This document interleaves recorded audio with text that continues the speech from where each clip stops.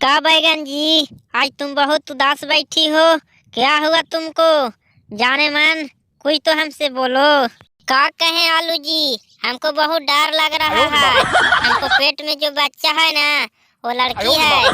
देखो बैगन जी, हम तुमको पहले ही कह दिए हैं कि तुम लड़का पैदा करना। कल एक साहब ने जज से अपनी पत्नी को तलाक देने का कारण बताते हुए कह रहे थे कि मेरी पत्नी ने शादी के बाद से आज तक केवल एक लड़की का जन्म दिया है, जबकि मेरी इच्छा था मैं एक लड़के का बाप बनूं। देखो आलू जी, यदि मैं तुम्हारे भरोसे पर रहती तो शायद एक लड़की के बाप भी नहीं बन पाते आप।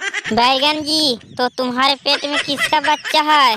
आलू जी, हमारा पेट में हमारा लाभर का बच्चा है, क्योंकि तुमने तो आज तक हमको प्यार किया ही नहीं, तो बच्चा कहाँ से आएगा? बैगन जी, शादी हमसे की हो और प्यार किसी और से करती हो। दोस्तों, अगर वीडियो अच्छा लगा हो तो प्लीज लाइक और सब्सक्राइब जरूर करें।